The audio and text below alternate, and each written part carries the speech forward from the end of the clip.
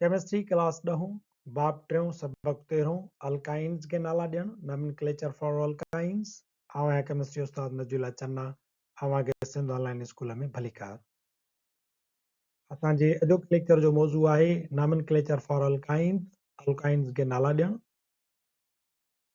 Nomenclature rules for alkynes के नालनि ॾियण जो तरीक़ेकार या उसूल मिसाल जे तौर ते असां वटि हिकिड़ो अल्काइन आहे इन खे नालो कीअं ॾिजे इन जे लाइ नंबर पहिरियों उसूल आहे choose the longest continuous chain of carbon atoms पहिरियां छा कंदासीं असां ड्रिगे में ड्रिगी कार्बन एटमनि जी चेन सिलेक्ट कंदासीं जंहिंमें which must include both triple bonded carbon atoms जंहिंमें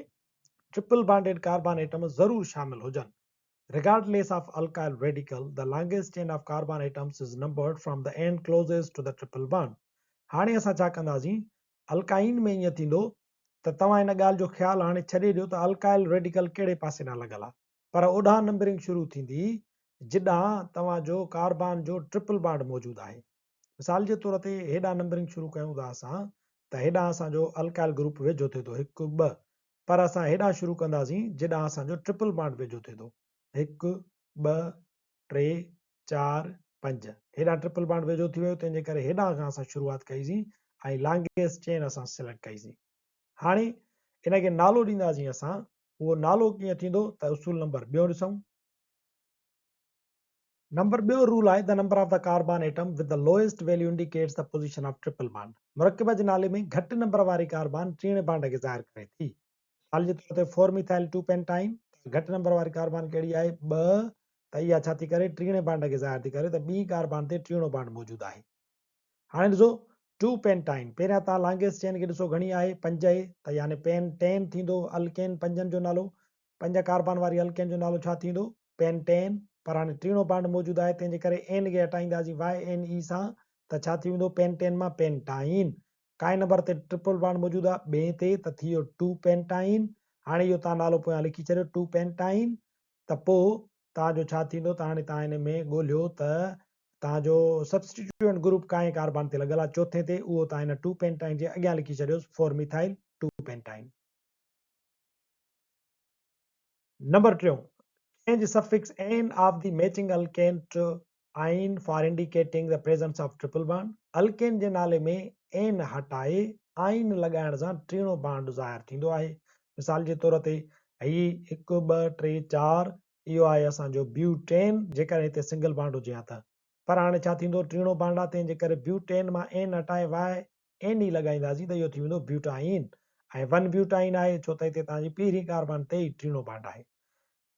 जेकॾहिं इहो टीणो बॉन्ड शिफ्ट थिए थो ॿी कार्बन ते त हिन जो नालो थी वेंदो 2 पेंटाइन जेकर हिते अचे हा त 2 ब्यूटाइन हिन जो नालो असां रखूं हा ही आहे पेंटाइन तंहिंजे करे असां हिन जो नालो रखूं था 2 पेंटाइन यानी ॿी कार्बन ते टीणो बॉन्ड मौजूदु आहे नंबर चोथों उसूल आहे when there are two or more than triple bonds present in the chain जेकॾहिं ज़ंजीर में ॿ या ॿिनि खां वधीक टीणा बॉन्ड मौजूदु आहिनि त the prefixes di tri or tetra are added before the suffix ine with its position त पोइ छा थींदो तव्हांजी जेका सफिक्स आहे आइन जीअं हेक्साइन या पेंटाइन त हिन आइन जे अॻियां तव्हांखे सफिक्स डाई ट्राई या टेट्रा लॻाइणी पवंदी ऐं उनजी पोज़ीशन पिणु लिखणी पवंदी and if a radical is also present radical name with its number be written before ऐं जेकर को रेडिकल मौजूदु आहे जेकर को ॿियो सब्सटीट्यूएंट ग्रुप मौजूदु आहे त उहो तव्हांजे पेरेंट नेम जे अॻियां ईंदो उन रेडिकल जो नालो ऐं रेडिकल जे नाले जे अॻियां तव्हां उनजो नंबर पिणु लिखंदव मिसाल जे तौर ते हाणे ॾिसो त हिते 1 हिकिड़ो आहे ट्रिपल बॉन्ड ऐं ॿियो 3 ते ट्रिपल बॉन्ड मौजूदु आहे तंहिंजे करे छा थी वेंदो हाणे 2 डबल बॉन्ड मौजूदु आहिनि त ही छा थींदो 1 3 पेंटाडाइन हाणे हिते तव्हांजे पेंटाइन जे विच में डाई जो लफ़्ज़ अची वियो पेंटाइन जे विच में डाई प्रीफिक्स अची वई त यानी 1 3 ते 2 डबल बॉन्ड मौजूदु आहिनि आहे तव्हांजी हीअ पेंटाइन 1 3 पेंटाडाइन ऐं ईअं वरी जेकॾहिं हिकिड़ो को रेडिकल मौजूदु आहे उहो आहे तव्हांजे 3 ग्रुप ते मौजूदु त हाणे छा थींदो पहिरियां जीअं असां मथे ॻाल्हि कईसीं त पहिरियां तव्हां छा कंदो त ट्रिपल बॉन्ड खे ज़ाहिर कयो ऐं तव्हां पेरेंट जेका चेन आहे उनजो नालो लिखो पेरेंट चेन घणी आहे असांजी आहे 6 कार्बन वारी जेकर अल्केन में 6 कार्बन हुजे हा त नालो हुजे हा हेक्सेन हाणे हिते छा थींदो हेक्साइन, पर डबल बॉन्ड किथे मौजूदु अथसि 1 ते ऐं 4 ते, त हीउ छा थी वेंदो 1,4 हेक्साडाइन, 1,4 हेक्साडाइन। इन जे अॻियां लिखंदासीं हाणे रेडिकल जो नालो ऐं लोकेशन। लोकेशन छा अथसि 3 ऐं रेडिकल छा आहे मिथाइल, त नालो छा थींदो 3 मिथाइल 1,4 हेक्साडाइन, इहो हिन जो नालो थी वियो। सो बहितर इहो आहे त पहिरियां तव्हां पेरेंट चेन खे सुञाणो, उनजो नालो आख़िर में लिखो, ऐं पोइ तव्हां डबल ट्रिपल बॉन्ड जेको आहे उहो तव्हां ॾिसो त उहो किथे मौजूदु आहे, उन्हनि जी लोकेशन उन जे अॻियां लिखी छॾियो, ऐं पोइ तव्हांजे जेको अल्काइन जो नालो आहे उनजे आइन जे अॻियां उन्हनि जो तव्हां डाए ट्राए या टेट्रा उहो तव्हां प्रीफिक्स लॻाए छॾियो। आख़िर में इहो कमु कयो त तव्हां रेडिकल ॻोल्हियो, उनजो तव्हां नंबर अॻियां लिखो ऐं पोइ उन रेडिकल जो नालो लिखी छॾियो त इहो नालो कंप्लीट थी वेंदो। नंबर 5 उसूल आहे when both double and triple bonds present at same locations in the chain the double bond is given priority। हाणे जेकॾहिं तव्हां वटि अहिड़ो अल्काइन आहे जंहिंमें डबल बॉन्ड बि मौजूदु आहे ऐं टीणो बॉन्ड बि मौजूदु आहे, त इन सूरत हाल में छा करिणो पवंदो त ॿीणे बॉन्ड वारे पासे खां नंबरिंग शुरू कबी। मिसाल जे तौर ते हेॾां ॾिसो हिते डबल बॉन्ड मौजूदु आहे, हेॾां ट्रिपल बॉन्ड मौजूदु आहे, हाणे हेॾां शुरू कयूं या होॾां, उसूल इहो आहे त होॾां शुरू कंदासीं जिॾां डबल बॉन्ड मौजूदु आहे। सो 1 2 3 4 5 हाणे असांजी इहा कार्बन चेन आहे, यानी घणी असांजो थी वियूं कार्बन 5, त इहो थींदो पेंटेन, पर हीअ आहे अल्काइन, तंहिंजे करे हिन जो नालो थी वेंदो पेंटाइन। नालो कीअं ॾींदासींसि, पहिरियां तव्हां डबल बॉन्ड जी लोकेशन ॾियोसि 1 पेंटीन फोराइन,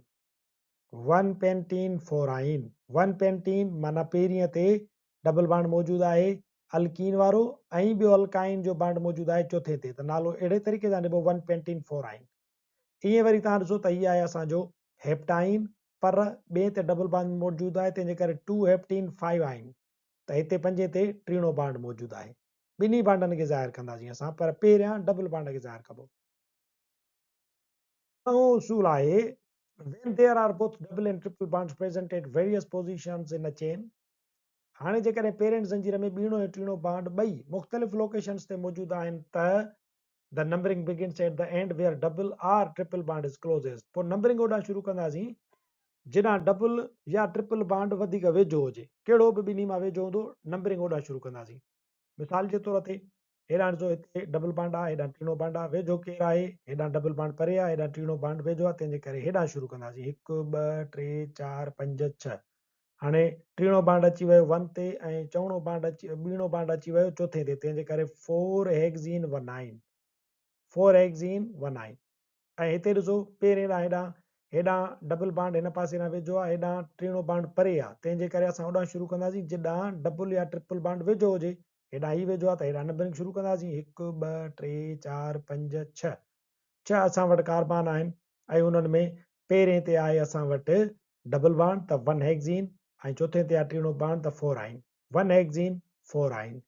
इन तरीक़े सां असां मुरकबनि खे नाला ॾींदा आहियूं। हिकिड़ो मिसाल ॿियो आहे जंहिंमें तव्हां पिणु ॾिसी सघो था त हिकिड़ो डबल बॉन्ड वेझो आहे 1 नंबर ते ऐं टीणो बॉन्ड आहे असांजो चौथे नंबर ते, त 1 पेंटीन 4 आइन। ईअं ई वरी असांजो ॿियो मिसाल आहे हेप्टीन जो, हेप्टाइन जो, जंहिंमें तव्हांजो डबल बॉन्ड आहे ॿिए ते ऐं ट्रिपल बॉन्ड आहे 5 ते, त नालो थींदो 2 हेप्टीन 5 आइन। असांजो अॼोको लेक्चर अल्काइन जे नॉमेनक्लेचर सां गॾु हिते पुॼाणी ते पहुचे थो। वरी हाज़िर थींदासीं नए लेक्चर सां गॾु, तेसिताईं ॾिसंदा रहो सिंध ऑनलाइन स्कूल।